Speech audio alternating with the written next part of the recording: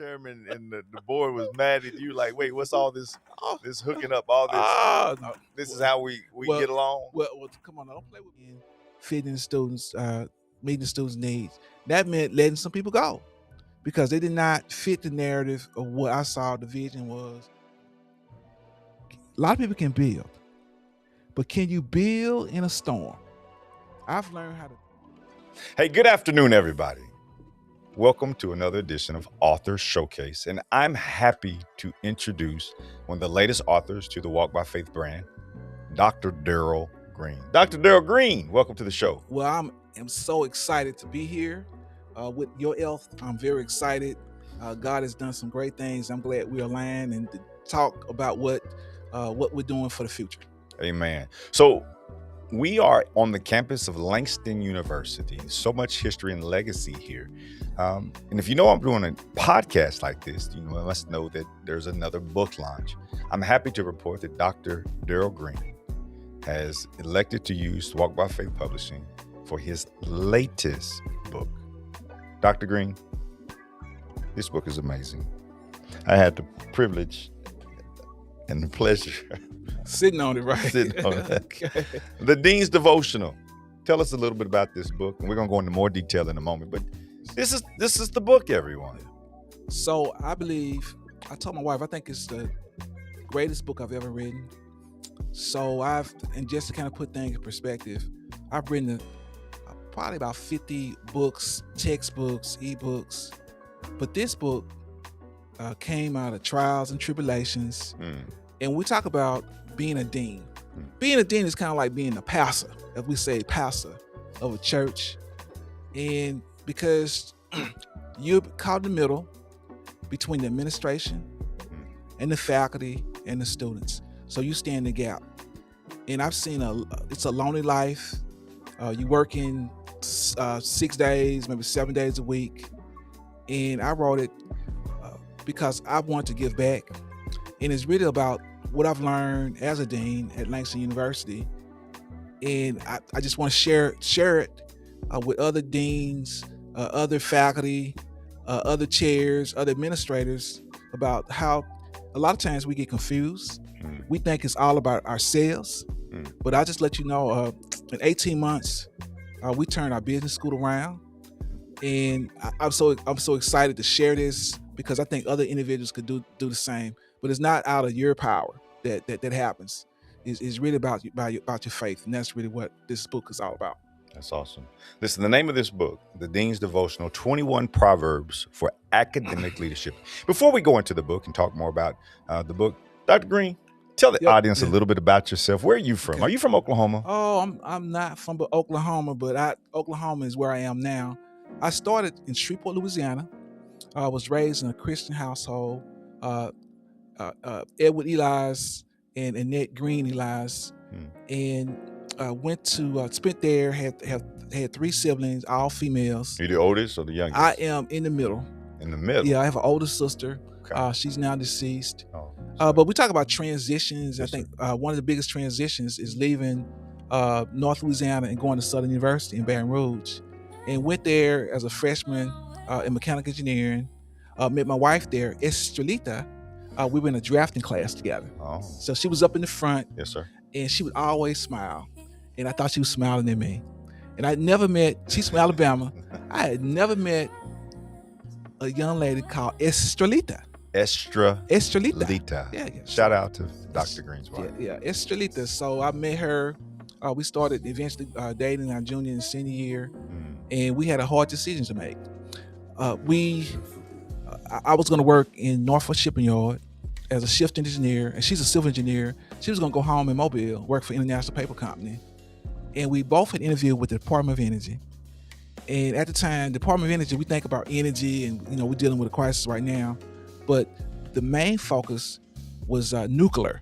40 years ago or 50 years ago, 1940s, we're trying to win the war.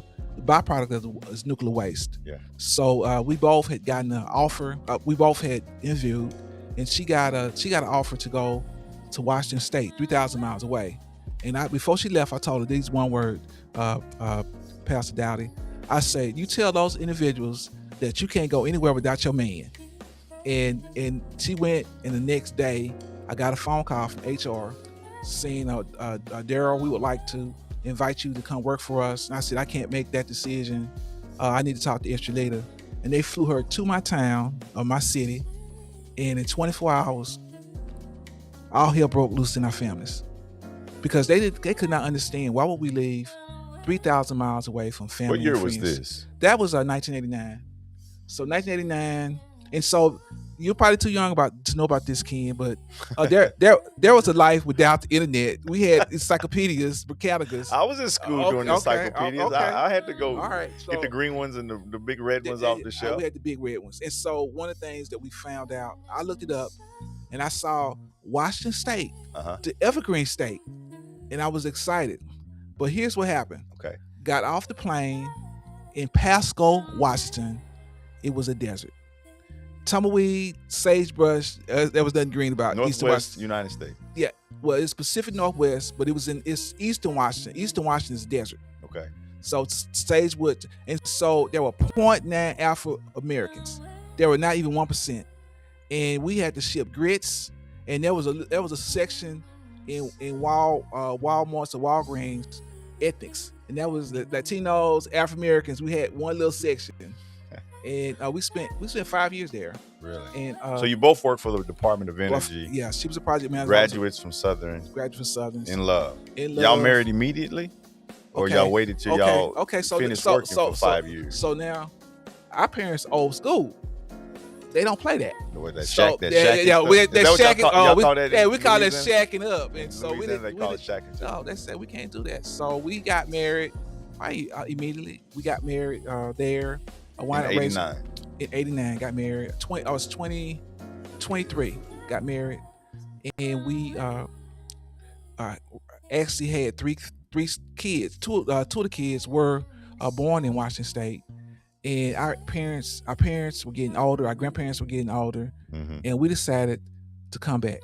And so when I actually that move, I was thinking about, in the Bible it talks about Abram and Sarah left their parents. Yeah. And that's how I felt when we left. And so we moved back, and we wind up in Knoxville, Tennessee, the Vols, and spent there. And I spent 27 years. I went back, got my master's degree, and got back and got my doctorate degree. And I had a hunger. Can you ever had a hunger? I had a hunger. Yeah. I was making good money. I was making good money, white picket fence. What was she still doing at this time? She was working. She was working. As an engineer. Two engineers making that two money. Successful we're making it. engineers. Enjoying life. And God told me, he put an urge in me that I want to do more. I want to have more impact. And so I talked to one of my colleagues, one of my mentors, who was at shout out to Regent University. Talked to him. He said, "You ever think about doing consulting work? I mean, going into a full-time." I was actually at Knoxville College. I was doing part-time work for them at Knoxville College. I said, "No, I wasn't thinking about that."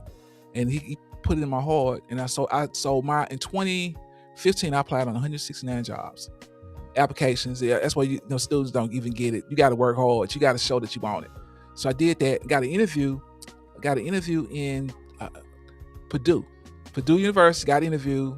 They down the educational path. Yeah, at the educational path. So I felt pretty good about that. Interview went well. Didn't get it. But here's why I knew God put this together, because we probably were going to get a divorce, because we don't like cold weather. It's in Indiana. Yeah. So that's a divorce. Straight up, that's a divorce. We're not messing around. But here's what's exciting about that. And I will tell you this. So as I was interviewing, I had interviewed by a small school in Shawnee. I like, wow. Like Shawnee, Oklahoma? Shawnee, Oklahoma. And I'll be honest with you, the only thing I knew about Oklahoma was OU and OSU football. That was it. That's the limit of our knowledge. I didn't know there was all blacks up here anyway. So you didn't think there were no blacks in Oklahoma? I didn't think there were many. Didn't know too much about Tulsa. This whole thing about Tulsa massacre. They didn't teach y'all that. We didn't know anything about that. Louisiana or Alabama. Nope, didn't know anything. Even in Tennessee, they didn't talk American about history not even being taught. So interview with them. I never forget the person that interviewed me. His name is David Holton. He was a dean, and he struck something in me. He said, I want you to come to Oklahoma Baptist University. You can be a change agent." And he gave me the Nehemiah coin. And I would never forget that. It impacted me. And so I talked to Esther later, and I said, I feel God's calling me to go teach. So at the time, I So understand. did y'all ever make it to Purdue? No. I didn't get the Let me see job, the and phone. that was gonna be a divorce. So I wouldn't even entertain that, Ken. So what happened is about that is that we talked about it, and at the time I was 50, and God had arranged it that I took an early out. So they gave me my pension. I took it out, and we moved.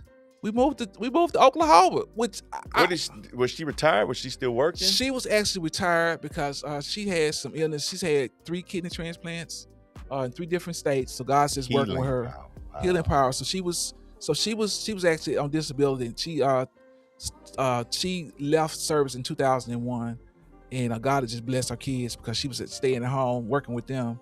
But we left everything. I think we So had. God told you to come to Shawnee, Oklahoma. He told me to come to Oklahoma. And what's the killing thing about that, Ken?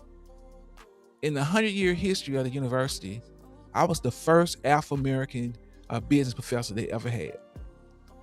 And that was amazing. When I got there, they treated me, that was believe it or not, the first African American 100 years they ever seen. Yeah, professor. Yeah, they weren't ready for me. They weren't ready for me at all. You know, what's interesting is, and you know this, but we'll let our audience know, my mom had recently received the very first award that they gave out to just African Americans in OBU, because my mom also went to OBU back in the 60s and 70s, early 70s, and she was the first Black woman to graduate in the School of Music in history, 100 years, and she was the first. So shout out to my mom being the first, and shout out to you. That's legacy. That's history. History is still being made to this day. So what did that mean to you to be the first? So it comes with, I mean, I enjoyed it. It was the best environment, working environment I ever had. Southern Baptist. But when I got into the business school, most of the individuals that were there were seniors. So when I'm in the workplace, working for the federal government, there was a little tension because they're not used to seeing African Americans progress or minorities. I didn't feel that. They said do as much as you want to do, and so Dr. Holden unleashed me, allowed me to do so many different things. So the first year was hard because they had never seen anybody like me.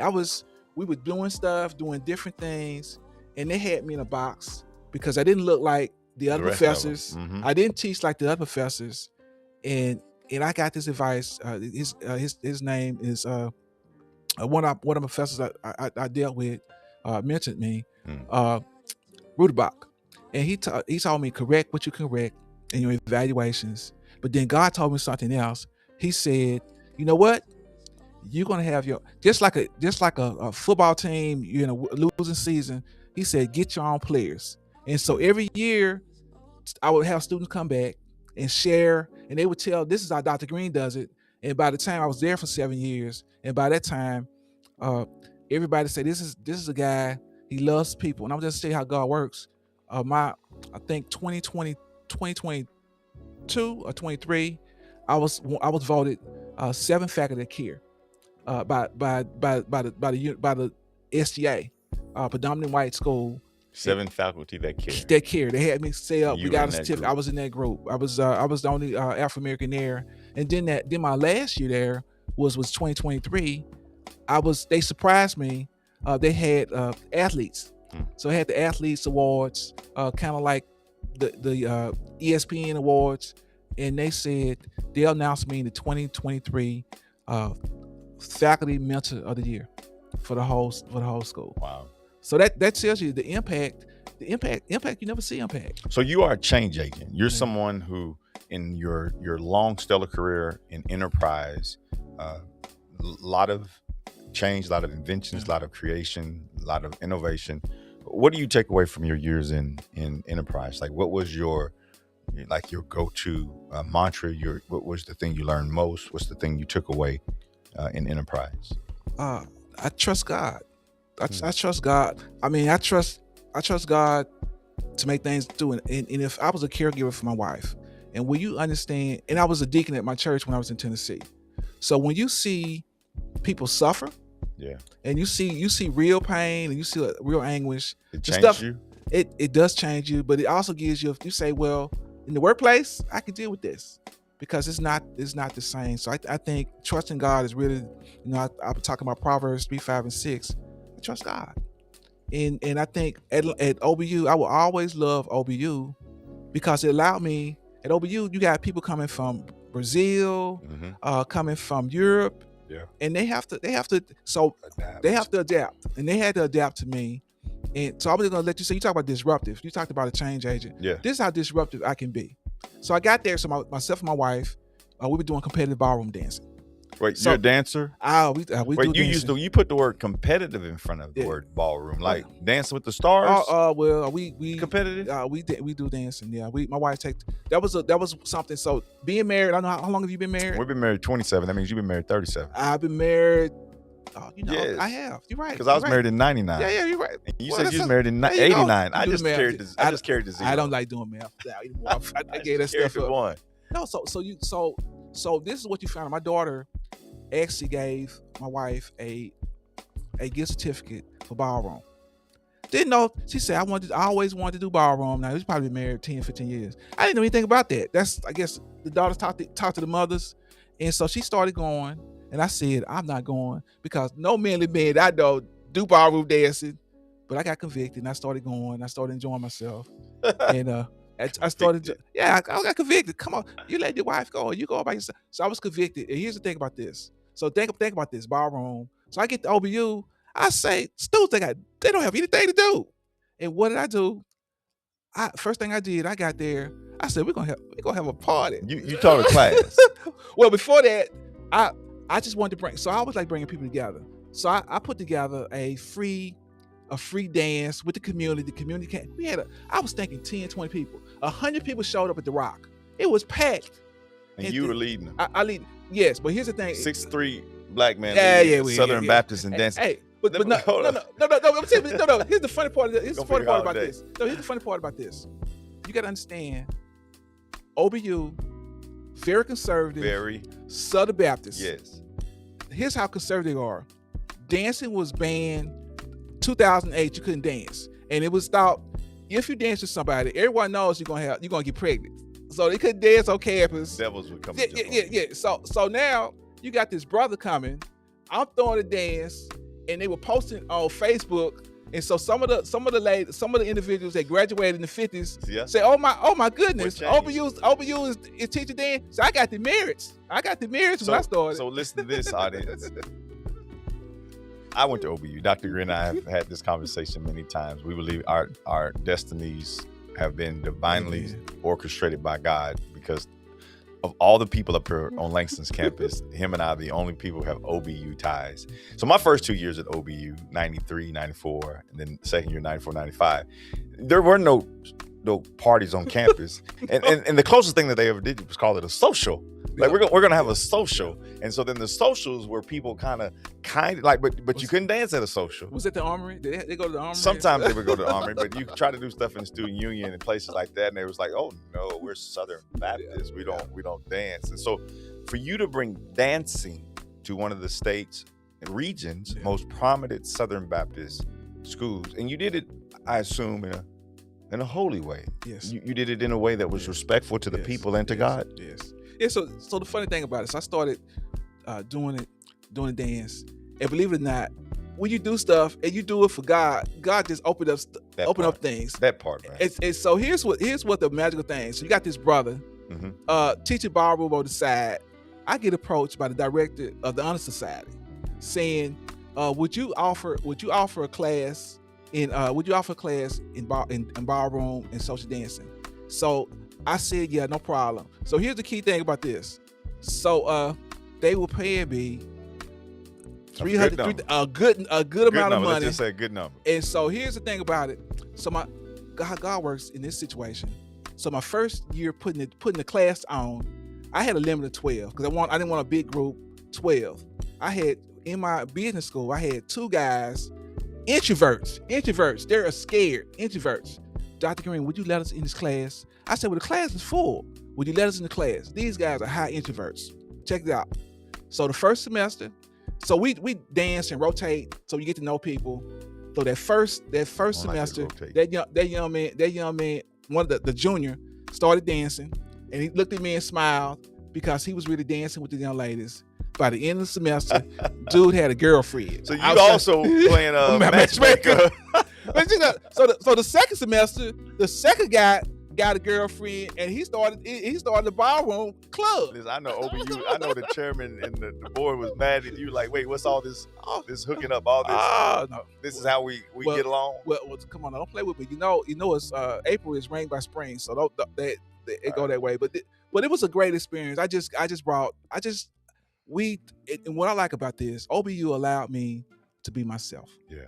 And a lot of times you can't be yourself. And they knew I didn't, and that's why a lot of people are surprised. So you don't change your voice, you don't change your pitch. He said you are organic. I said, yes, God made me that way. And so I just think we need to do that. And so I really enjoyed, like I said, I really enjoyed my experience in OBU. And God, again, he worked. So being at 7 years there, felt I was growing, and got an opportunity to come to Langston at the School of Business Dean.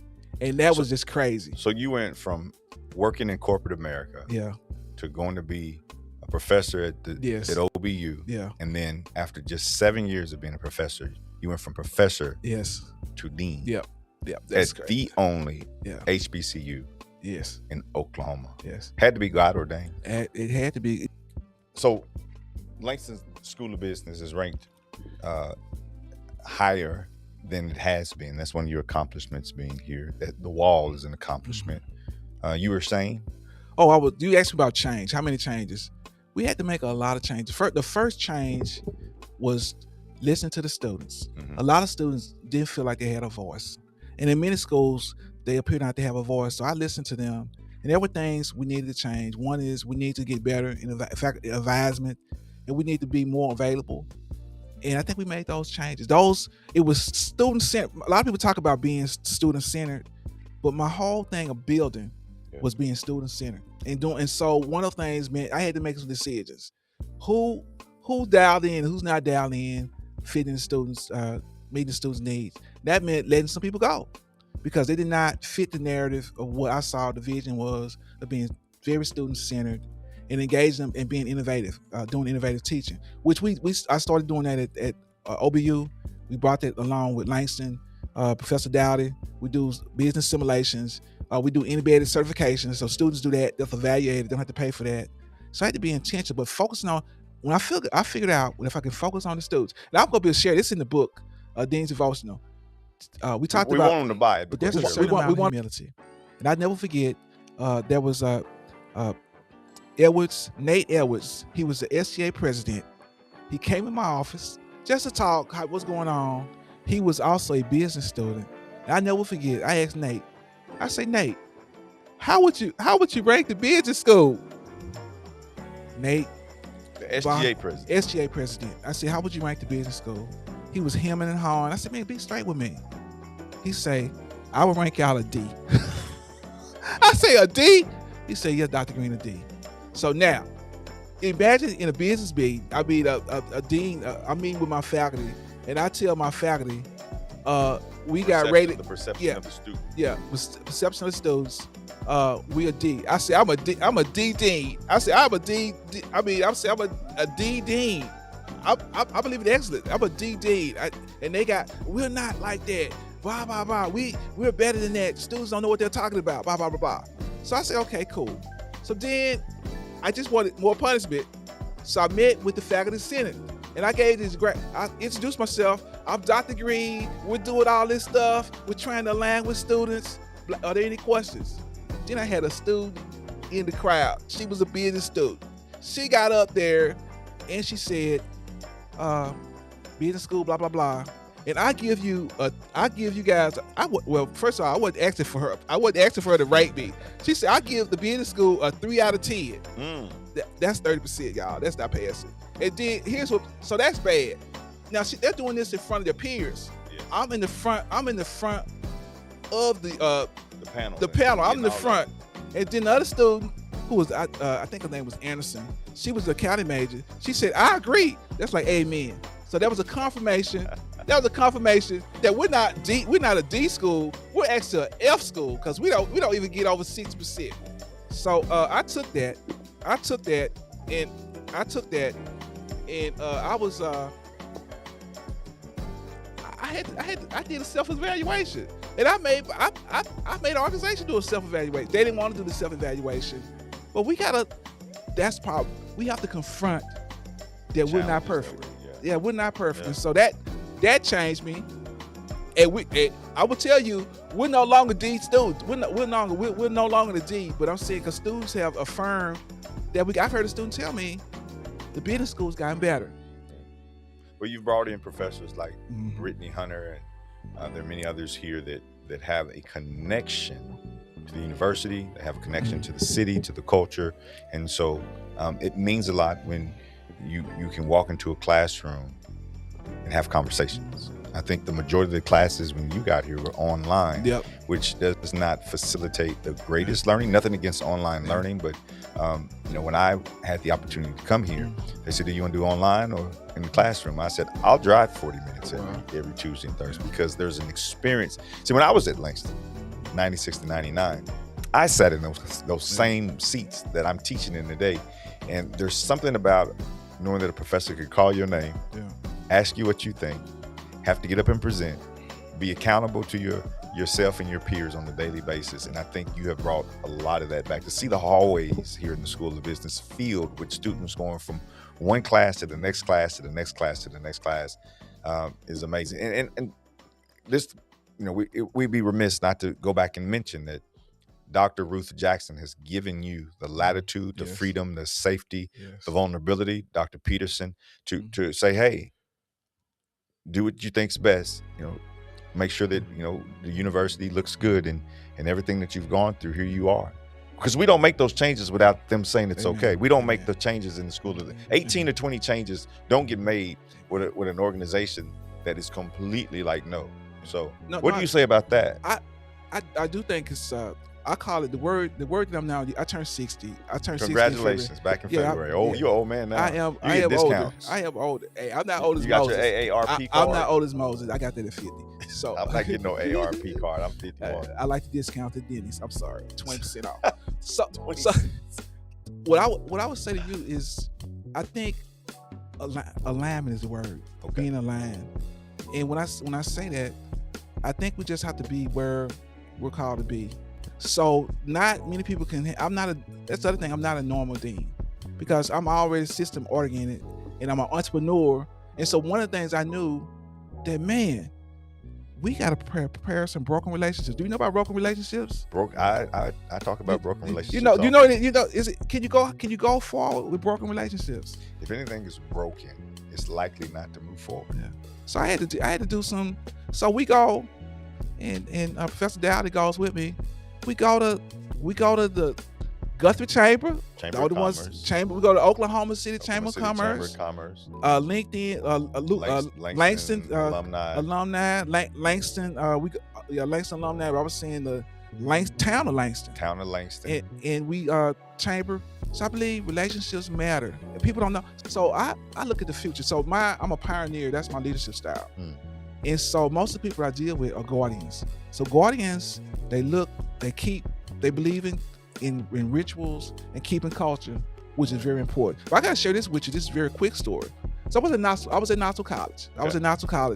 It's the only HBCU in East Tennessee. Only HBCU. Like Langston, only in Oklahoma. Yep. So it was a very prestigious school, elite school, and they were working. So the faculty every year, Tom John would come out, raise that money. Enrollment, by the time I was out there, enrollment was probably under 500. So I took it. I was volunteering the first time, volunteering to help them out. And what I would tell you is that when I listened to the alumni, when I listened to the faculty, it was backwards. It means they were looking back to the glory days of 1960s. But nothing wrong with the glory days. No, nothing wrong with the glory days. But you're in the future and you're trying to fight. You lost your accreditation. You're trying to use old systems. Yes. New wine in old wine schemes. Amen, brother. So they were looking backwards in terms of trying to preserve what the past was, but they weren't trying to move toward the future. That always dawned it on me that they did not have a path forward. The leadership they had were all looking back. Yeah. And that happened even at being at OBU. Another traumatizing experience for me was to see St. Gregory University. Remember, I'm not saying this, the only Catholic university in the state of Oklahoma. See them closed. And OBU ended up buying them though, or buying the property. Actually they didn't buy them. OBU was gifted. Hobby Lobby gifted that to OBU. It got gifted that property. So Hobby Lobby bought the land. Yeah, and then turned it over to OBU. Then wrote it off as a gift yes. to OBU. And I'll have to say offline that David Green. The CEO of Hobby Lobby. Beware of Trojan horses. So we've had our share of Trojan horses. That's a sermon title. That is. Beware of Trojan horses. Turn in your Bible. Well. So, but I think you got to be careful. That's why we had to move. And I have a sense of urgency because we don't get this right. There's too much competition. Students have a choice. There's Langston there, but also if they want to go to HBCU, they could go to Howard University. They could TCU, go TSU, yes, Prairie View. Why am I saying that? Because now proximity doesn't matter. So now I can take that class online. I can go anywhere in the world and get an online degree. And a lot of students, that's okay with them. I'm saying we have to do something that makes this a value proposition. Yes. So your value proposition, or what makes this different for me, is that we treat this School of Business like an actual business. We run this office and run this floor as if it was AT&T or General Electric or Pepsi Cola. We treat the students, the staff, we run it a day-to-day operations. Because for me and you, we know that works. Yes. We cut out the bureaucracy. We don't ask a million questions to a million pieces of people. If we think something will work, we run it by an area manager or supervisor. And if their supervisor is like, hey, just give me some results. Yeah. So I would say it's a quasi business. Only I would say there's some bizarro things that exist in academia that I weren't familiar with. There's a term called congeniality. Congeniality is building relationships. Okay, building relationships. So here's the thing. In industry, an individual, lady or male, are not performing. They're going to PIP. They performance improvement plan or written warning. Or they just get fired. Or they just get fired. I mean, you go into a place, they just get fired. Well, you skill the wheel here, and if they don't have the skill of the wheel. But that's not like here in academia. Everyone got to go around. The guy got to go around to 100 people, and they got to feel right. They got to be a fit. And how that becomes problematic.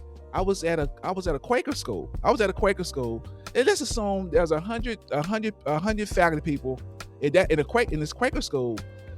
There was consensus. So what does consensus mean? It means I had the dean was trying to get an MBA program approved. One person stopped him from being able to approve it. Out of the 100 people, one person has the power. One of the things you and I both talked about before we had these conversations. In business, sometimes if it makes sense, you ask permission later. And ask for forgiveness later. If you think it's truly the right thing, have data to back it up. Be willing to show your work. Be willing to explain the cost. What are your margins, and what's the output on the customer experience? Going back to what you said, even about the students rating you, or the School of Business. When I was in industry, or the business world, we did surveys on customers. We did employee surveys. We did employees for new customers, old customers. That customer's voice actually meant something. Like people could lose their job if it was too many escalations or too many, letters written, or if our department got too many low customer ratings. Like we went after the J.D. Powers Award every year, and like it meant something to have a customer say, you all are better than everybody else.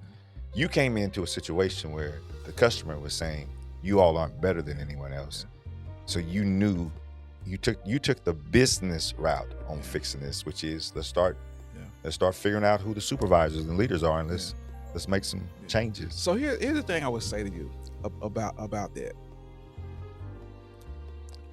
I don't have any problems calling students customers, but I would say 90% of faculty do, because they're going to say, this is an 18-year-old, 19-year-old. They don't know anything. Right. They can't tell me I got a doctor's degree. I've been here 20 years. I've been here 20 years. So I understand that. At the same time, I know that's a primary customer. I realize that whatever you call it, that person, I have to You have make to sure value them. value that. Not, you don't know anything, so you can't. And that's how I think we just did a media release on that. We had our students. I had our students help us build our program. What's working? What's not working? What's even better? What's better? Talking about professors, they say, well, our professors, we got the same professors. I tried to bring in young, and I think one of the things I think about relationships, I tried to make an effort to bring alumni back. If you say you're alumni, but you had to be a fit, because sometimes you're not a fit, even though you're alumni, it doesn't work. So it has to be a fit. And I was looking for, be honest with you, I was looking for a different type of person. I wasn't looking for a traditional person. All I want to teach, all I want to do is lecture. Then I'm out of here. I wanted students to be mentored, to be coached situations in life. So you're changing lives too. You are a pastor. Oh man, I don't know about that. Well, think about what you just said. Yeah. Your congregation came to you and Yeah. said you're deep. Yeah. Your congregation told you that this is a 3 out of 10. Yeah. Your congregation came in here and said, I'm hurting, I'm broken. And you stepped in and filled a gap. So when you talk about Nehemiah was sent by God to build something. Not just anything, something that used to be there. Yeah.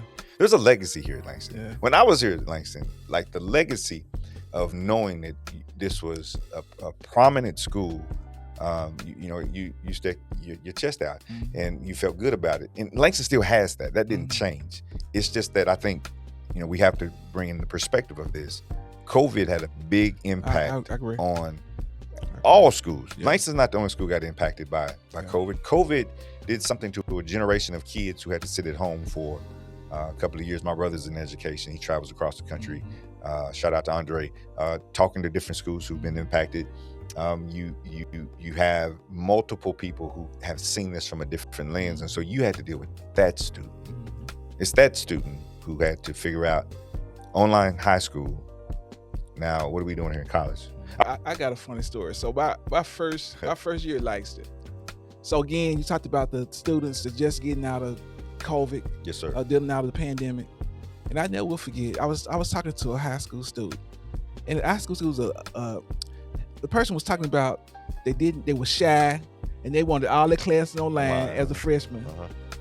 And I said, you know what? I said, you need to have your camera out. And the young man, big old dude, hey, turned his camera on. He ain't got no shirt on. I said, man, are you naked? I said, you naked? What's wrong with you? Is that in the Dean's Devotional? I said, you naked? What's going on? No, I didn't put that in there. I said, man, what's going on? He was so comfortable that in his room, chilling out with his shirt off, going to turn on. He didn't even think about it. So it's that generation we're having to. That's the generation. Coach and help and love on. And that's why you have to. Now I go back. You got to have the right. Well, you got to have the right kind of professor. And so I'm recruiting people who are self-starters, communicators, and can be on big platforms. Because one thing I mentioned since President Jackson, when I first was looking at Langston University, she said, "I'm looking for storytellers." I said, "Man, I can tell some stories. I'm from Louisiana," and so our business school. I'll be bashful, but our business school has made a commitment to tell the story of the great works that Langston University is doing and our business students. We do it in several ways. We in 2024, we started a radio show. Sure did. In Tulsa, 89.9 KBOB, and it's on Business Initiative. It's on Facebook. It's on Facebook Live. It's on iHeart Radio, and it's on. But it started out of the idea. That's I think it's chapter 8 or chapter 9. We talk about vision. Yeah. So that was done, and we run that every week. Every Friday. Every Friday from 4 to 5. So we run that. Tune in right here is the radio station. You can find it on Facebook. And so I think we have the brain trust. So every month we create news. Professor Dowdy and several others. We did in February. We did what does the future look like? And we had those professors to analyze predictions. A lot of times your elite schools, your Harvards, your MITs, we do that. We do those type of things every month. Just in April, we had our students share about career readiness. Not the faculty, not the deans. Right. They were talking about it from their perspective. We're very unique. And I would tell you, I think it could have been last year. Last year we ran there was a local news article that ran about Langston School of Business, went to 1 million viewers. So when we every month And we we didn't wrote pay for those no, views either. we didn't pay for them. I think 400 news outlets across the nation. We speak to them. But not only that, we speak to them overseas in the United Kingdom. So we're a very serious school, and we have some of the best, because the world right now is disruptive. So people trying to figure out AI, and just last week, there was a World Trade Conference in Tulsa. Okay. All the schools were out. Most of the schools were out. OU, OSU, and they were talking about. There was a panel talking about international trade, and out of all the universities in the state, Talk about it. they asked me to speak on AI and export. And what made this, I was the only one they asked to do that. And what makes we are number 3 research university in Oklahoma. What made that so special? After I presented, I had these executives and CEOs come talk to me. How do we help? How do we help our employees? So what am I saying? Because I think the world is different. Even though there's anti-DEI stuff, the world's going to need people that have a different perspective. At Langston University, we have a different perspective. We look at a problem differently. That's going to be an advantage for the companies that want to move ahead. They got to have a different perspective. For those just joining us, if you fast forward, or maybe you just went to the kitchen and came back, we're with Dr. Daryl Green, the Dean of the University of Langston School of Business. He wrote, I think, like book 51, and it's an honor that he knew books before I knew books. When we first had our first conversation back in 2023, he had all these books on his counter, and I was like, "Whose books are these?" And he said, "Man, don't play with me." He said, "Those are my books." He had no idea what the God had already put it in my spirit to write books and to start a publishing company. I had not written one book yet. Wow. I just had tons of sermons over the last 30 years that I'd written on pieces of paper, printed out on my computer. And I said, I got to turn these sermons into books one day. And then here this dean comes in, who God gave me favor with, that we both went to OBU, had a connection there. And something was planted in my spirit in this office. I said, well, if Dr. Daryl Green, this new guy, can write a book, I know I can go home and write a book. And that was even more fire to know that I got support if I need help. Like God has put somebody in my space to do this. And so we're here because he has now written his latest book. You'll see it up here on the screen. QR code is available. You can click it. But it's called The Dean's Devotional, 21 Proverbs for Academic Excellence. And so, Dr. Green, at a liberal university like this, it's kind of, out of the box to use religion or Christendom with academia. Yeah. You blend the two masterfully. Yeah. What made you do that?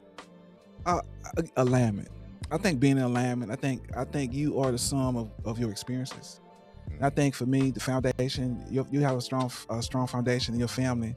I just know I got to trust God. I just think for such a time as this, I was called to Langston, and you have a lot of students that are hurting. Yeah. And I think, so I would almost call myself a unicorn. Maybe I'll say a mutant, because we exist in so many. So one person. I'm a writer. I'm an engineer, consultant, entrepreneur, dancer. Can't tell a lot of good jokes, but I can tell some jokes. I think when I approach students, so we have an open door policy. Yeah, we do. So students come. I'm very busy. Deans are very busy, but I open the door and I talk to students. We meet with students. And I believe we meet with community people. I got something going on. We try to support the community. I think we're a special school. There are no schools, and we drive, and that's what I think it makes it so. Our school is so unique.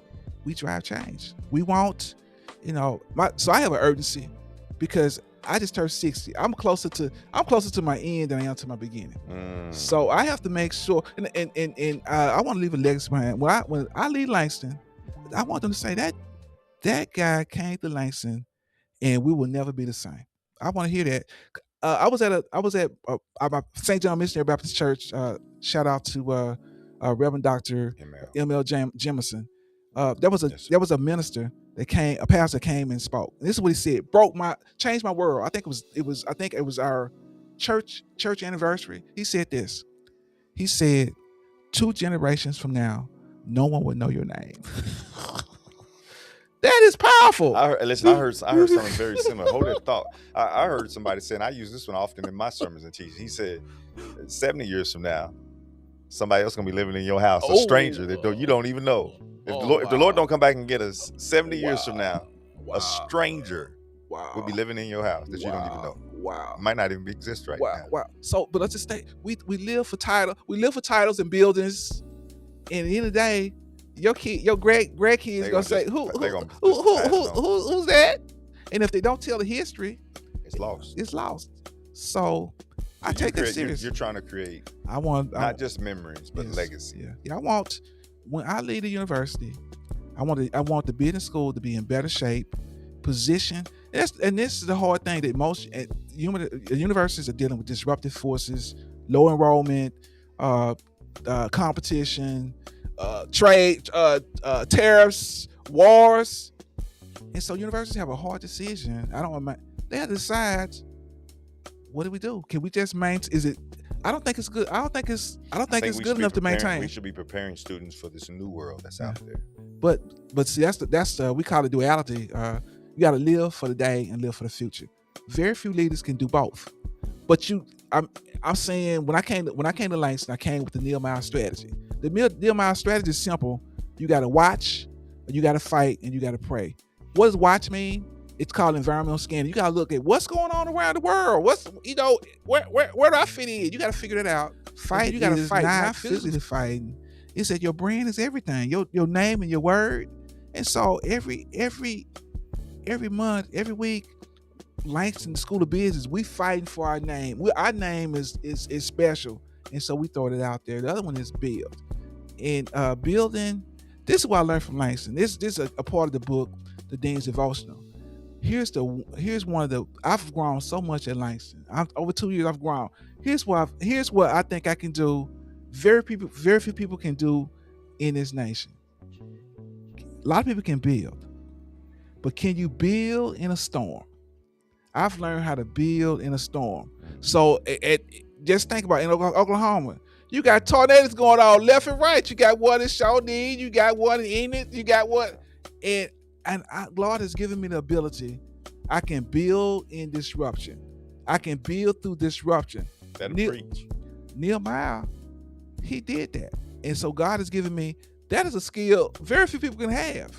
And here's what's rare. Some people quit. Yeah, people quit, but very few. Think about this: very few deans, very few executives can do all three. They can't. Fight, and pray. They can't do all three of them. Watch, fight, and build. Yeah, they can't do all three of those, and that's why I think the Dean's Devotional is special, because I talk about that. Like I say, I go to Nehemiah, and actually I'm working on so in our environment. They're talking about leaders, talking about theories. When you went to school, master's degree, your doctor's degree, when you look at these theorems and you look at these laws, zero are developed by African Americans or minorities. What I think I'm working on right now is it's called the Nehemiah's Doctrine of Disruptive Leadership. And I got that from Langston, because you have to be able to do all those three things. And I believe we can develop those. We can have models. I'm working on a model on that, and I'm taking on time to develop that. It's gonna be powerful. That is powerful, because we're not representing. And I believe the future is gonna be more brown people. You got to have more brown people. You got to have more diverse people. And so I'm content in my skin like you. And I think the world. I'm building for a world in the future that's gonna be more diverse. That's gonna relish. You know what? Because you look at this, the DI, they kicked out all the DI folks. But I'm seeing the world. Culture intelligence is a big deal. Like for you, I believe you can navigate. You can go into different environments, different cultures, and still be able to affirm people do well. And I believe that's what the world is. You got to be able to go to Russia. You got to be able to go to Afghanistan, and you got to be able to do transport. The masses. The masses, yeah. Let me ask you this question. And again, this has been more of a conversation for me than it is an interview. The book is out. It launched today. If you're watching this video, where can I get it? The book is available. You can go to the website right here on the screen, walkbyfaith.site. We didn't mention this, but majority of all the proceeds from this book go to students here at Langston University. This is Dr. Green's effort to ensure, again, we're talking about change agent. This is his effort to ensure that pipeline constantly has something in it to offer students who can't. We have students that can't even enroll because their bill is too high. And his thought was, well, let the word of God be the thing that may help them. So if you purchase this book, you can get it for a friend, you can get it for a leader, it's a proverb. Your Sunday school group could read it, your men's group could read it. Anybody can read this book. Get it as a Mother's Day gift, a Father's Day gift. You can hold on to it for Christmas. But we encourage you to get the book. Majority of the proceeds come right back here to the Langston University School of Business. Dr. Green, I want to ask you a couple of closing questions here. What does the School of Business look like in 10 years? The year is 2037. You're 70 years old. I'm 60 years old. What does the School of Business look like in 10 years? I love that question. That we do. I do. If the Lord don't come back and get it. Lord, yeah. So it's I call it like, I see four scenarios for the Langston School of Business. First scenario is do nothing. So you do nothing. We progress on. Resources are minimum, and eventually you plateau and maybe decline. The other one is you make modest changes. You go on.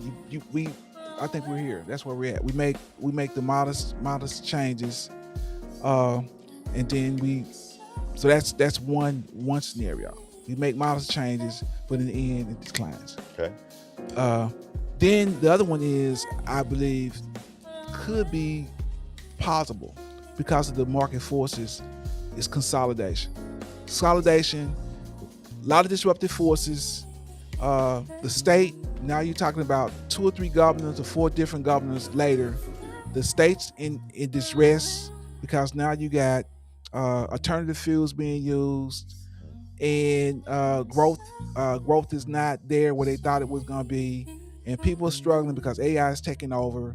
And so they decide, we're going to consolidate.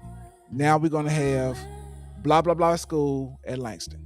So you have all these schools, and that's a possibility. You see that? That is a possibility. That's the tea leaves on the wall based on your dean's experience. Yes, I've seen that at other schools and some of the bigger schools. Especially in Louisiana. Well, I would say even the northern schools, they're looking at consolidating because they got too many schools. Remember, enrollment is called the enrollment cliff. So we made back President Barack Obama, 2008, we stopped making babies because, hey, I ain't having no baby. So they stopped making babies. And so now you're seeing a decline. We're at that stage. We're at that stage. When the birth rate dropped off. The birth rate dropped. Yes, the birth rate dropped. We have less kids. We have less kids. And now with a lot of universities. Now with the administration, big push, get out of our country if you're an immigrant. That also hurts. That is disruptive. It is. That is disruptive because we were getting, because they pay full price. International schools normally pay full price. So schools are padding their let's get more students.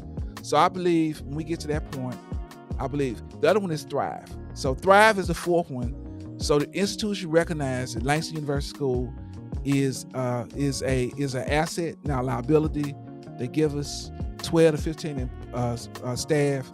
I had envisioned by 2035 would be at 1,500 students. 1,500 students, probably about in the School of Business. In the School of Business, yes. Yeah. So tell everybody how many students we have right now. Currently now, through these hallways? Okay, so the School of Business has between 300 and 400. Last semester, we had 412, which was about a 50% increase. When I first got here with 270. Meaning that any student or a student on the campus is taking a business course Yes. of some sort or enrolled Well, with a degree. I would say actually is not taking the class. They actually have to declare, I'm a major. I'm business. Yeah. This includes our Tulsa campus and some other Yeah. opportunities. So your prediction, let's get this on record, because this would be awesome to go back and see this in 5-10 years.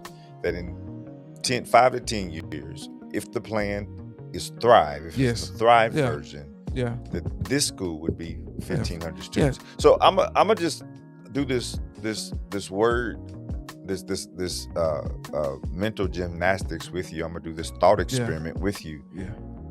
We don't have room for 1,500 students in these hallways. Let's break this down. You ready to break this down, brother? I've been thinking about this.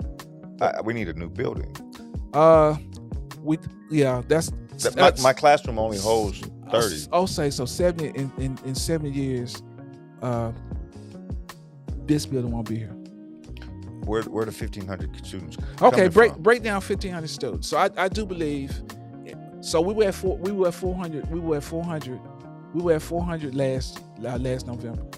Last November we were at 400. I believe our base should be about 500. We can be 500 students. Okay, so you take 500 students. Now you're talking about online. Online is we're really underproducing. Online is the other piece. Different group of folks. They're Maybe folks. the adults. Yeah. I'm saying different type of folks. But I'm saying even the younger people, they're taking gap years. But so they're something. It's not my kids. They went to Europe for a year. But you got that. But then for us, we have the master's program. Right now we're under 30. I'm looking at we'll have 100. You have the higher reach, the Reach Higher program, which is non-traditional students. I'm looking at that. That's 100. Then we have Reach Higher, by the way, is if you're in Oklahoma. If you're in Oklahoma City and you're an adult who started school in the 60s, 70s, 80s, 90s, 2000s, even 10 years ago, and you have minimum credits. Yeah.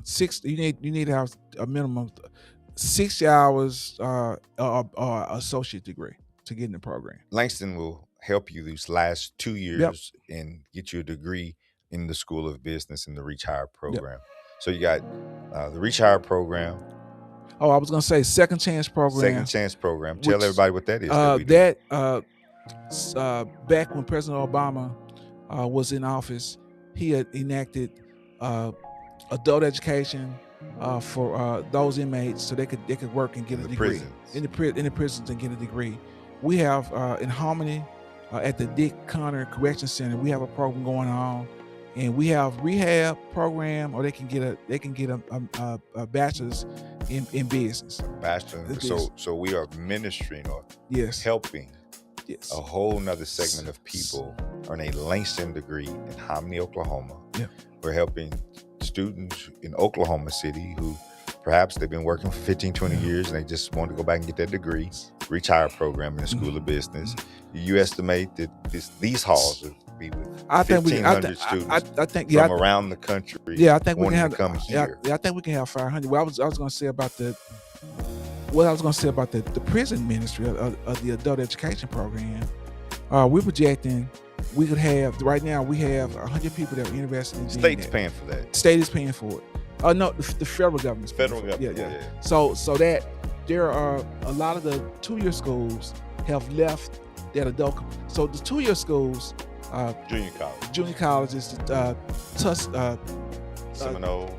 Well, I was thinking about Tulsa Community College. They provide the 2-year college, the 2-year degree, first, and they roll over to Langston, which is a perfect relationship. Right now, the 2-year schools are getting out of that. They're getting out of that for various reasons. So there's opportunity for Langston. I think we identified 5 or 6 schools, 5 or 6 prisons that are interested in Langston doing that. Gotcha. So I'm saying that's 5. You say that's 500, and then we already talked about being on campus 500. Then you mentioned, which I did not go with that, but we're looking at expanding to Oklahoma City. we don't have a physical. We don't offer. We're not doing classes there, and we're not doing classes in Tulsa physical. But I would say Tulsa's underperforming. There was a legislation that now at one point we could not have classes in Tulsa because Tulsa Community College was offering the gen eds, but now that it's all Wild West. So the opportunity could. Yes, we can offer that. So that's what I'm saying. I think if the investment got to be there, the university has to be willing. The state, the board of regents have to be willing. They have to say Langston Business School is important. Tear it up. We also talking about all the changes. If you haven't kept up, we've probably mentioned at least 10 of the 20 changes that he talked about in his 2 years here. The other initiative that we pushed forward, the School of Business, is currently also one of the few in the state that's offering business courses at the high school. I agree. They earn 3 college credits in high school. Not Gen Pop courses. We're talking about a business course. And then that business course can translate to any college, but with a professor on the ground at Millwood every Friday, that gives those students at the high school the opportunity to say, wait a minute, maybe I should take my education to Langston. And I was Professor Daryl. He's teaching the class. He's modest. But what I would say about that, and most of the people that's in this market in terms of dual enrollment are community colleges. I think Langston, because of you, we're in that space, 4-year school offering business courses. And I think that is another niche. But we're launching everything today. We're launching his book. We're talking about some of the initiatives that are out there. And this is just the iceberg of being a dean. It's tip. You've had many interviews. You've talked to a lot of people throughout your 2.5 years here. This is the culmination of a lot of hard work, a lot of dedication, a lot of long nights. And I appreciate your spirit. I really do. You have a fighting spirit. We've had a lot of private conversations, open conversations, and your tenacity and determination to make this something more special. It's already special. Like Langston is special. There's nothing that you can do to take away from the zeal of Langston. Langston is thebomb.com. There's the legacy here that cannot be matched. You've come in and said, I want to take that special and go from good to great. Yeah, I think what makes great to awesome. Yeah, what makes it special is being able to see the future and seeing in a way where you think things are happening. And what I will say that, so with this book, The Dean's Devotional, I think it's one of the best things I've ever done. I think I poured everything I had learning about how to become a better dean. What are the attributes that done that? In saying that, most of the deans are seen not being typical, but most deans, they're looking at Wiley or Simon & Schuster, trying to get an agent to do that. And when I found out that Ken had his own publishing firm, it all lined up. Because you gotta talk to I'm an entrepreneur. I'm teaching entrepreneurship. We have an entrepreneurship department and program, and we don't go with a local talent. And so I would challenge any of the deans. I'm going with a local entrepreneur that's a publisher that's doing it, and we're doing it the right way, because we're going to help the town of Langston. We're going to help Guthrie, town of Guthrie. We're going to help Logan County. We're going to help the alumni. And when I go to the national conferences, I get to say I'm working with a local entrepreneur that is a Langston graduate. It doesn't get any better than that for me. Who's a professor and a pastor. There you go, doing it all. He does everything. Pastoring is my full-time job. Mm-hmm. This is all part-time. Yeah. So the Lord say something. It's alignment. He will. He'll tell you. He'll tell you what. He'll knock. All right, here's my last question. If you want people to get one truth out of this book, just one. And like you said, man, what's the one thing I really want to make sure you get? I want to ensure you walk away with this truth. What's the one thing?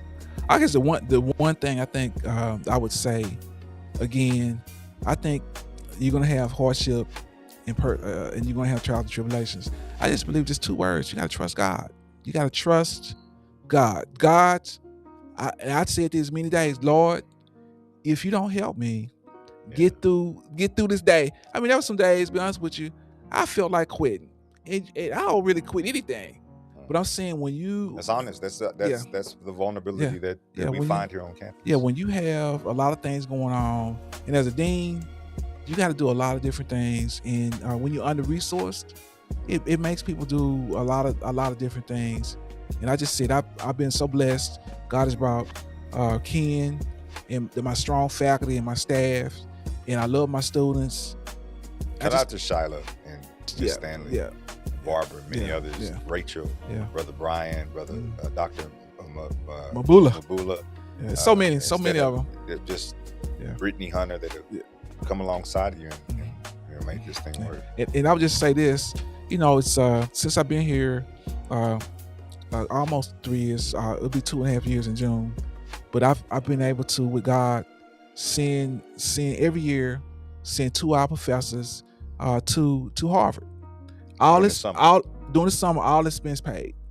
And we've been able to send, certainly like Ken, been able to send them to training. I haven't been to Harvard. I've been to Tennessee. We're trying to work on that. But I think having that ability is good. And I just think, again, thank President Jackson for trusting me and Dr. Peterson, because I know I got him headaches, just like OBU. I can only imagine their face when you walk inside. Here's all the stuff that we're gonna change. We're gonna do. We want to enact this. We want to try this. We want to do this. I bet they were like, okay. How are you going to do this? Give us some of the rankings of Langston School of Business. Okay, here's the ranking. Let's see where we're going to go. We're going to go 2023. We were ranked one of the top HBC entrepreneurship programs in the country.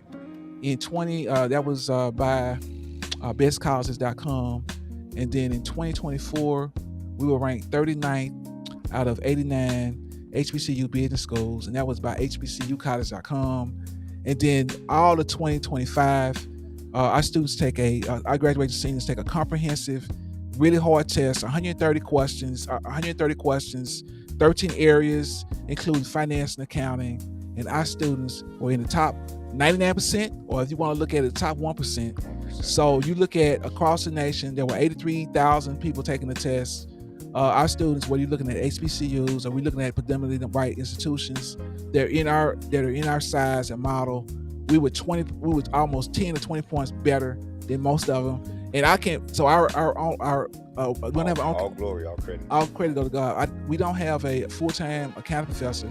It's managed by committee. It's all online, and that's one of our top scores, just killing it. And so shout out to Dr. Brooks, Dr. Reed, and Dr. Bahari, and Ms. Cohen. And I shout out to Dr. Hamilton for econ. He's just tearing it up. Again, 10, 20% better than most individuals. So like I said, with God, all things are possible. That's Luke 1:37. I believe that we have the capacity. We have 4 different scenarios.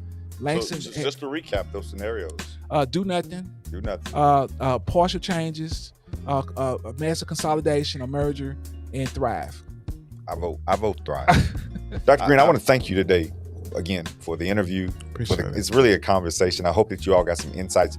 Listen, if you like this interview and you enjoyed what he said today, show him the support by purchasing the book. Amen. He talks about he gave you a snippet of the stuff teeny weeny that we say he's Louisiana, experienced in 2 years. And this is helpful for everybody. If you want to know what's going on with Langston, here you go. If you want to know what it's like to be a dean, here you go. If you want to know the interworkings of the student relationship and the parent relationship with the professors, he's candid. So, if you want to do us a favor again, I think the majority, I think we're up to like 90%, 80% of all the proceeds of this book go to students who can continue their education here so we can continue being ranked. Dr. Green, any final words? Yes, I'll just say impact matters. Trusting God. I have a quote. Impact is not measured by how long you stay. It's measured by how deeply you affect what you touch. And I hope at Langston, we touched a lot of students, faculty, and communities during my time and season at Langston University. Amen. There it is, everyone. Dr.